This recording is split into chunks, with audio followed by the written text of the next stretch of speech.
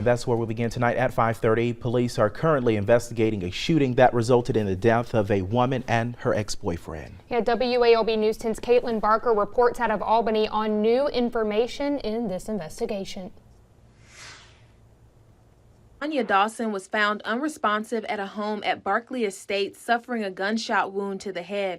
Her ex-boyfriend, Jamarcus Stringer, was found on the front yard, shot in the head as well. Dawson was pronounced dead at the scene, and Stringer later died at the hospital. An alleged witness told WALB that this was a homicide-suicide. At this time, Albany police have not been able to confirm that information because this is an ongoing investigation. When a partner has made threats or insinuated that they would be violent or has in the past been violent, one of the most dangerous times is when you're getting out of that relationship.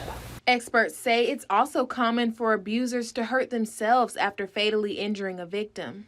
That consequence of it being final and they've taken an action, to end a life, you don't really know what's going through that individual's mind, but probably the consequences of what they've done and the reality of what they've done. In 2022, Melissa Thornton lost her daughter Lacambria tumor to domestic violence, and she understands the pain these families are experiencing.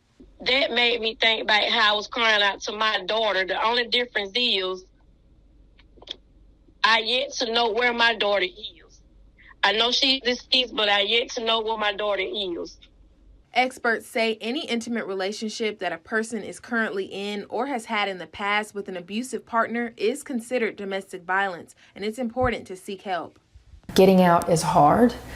You have financial ties, you have family ties, you have a long history, but no one deserves to be abused in any way, and should get out of relationships where that is present. The executive director of Liberty House encourages anyone dealing with domestic violence to reach out using their crisis hotline, and that number will be posted on my web article. I'm Caitlin Barker reporting in Albany for WALB, your hometown news source.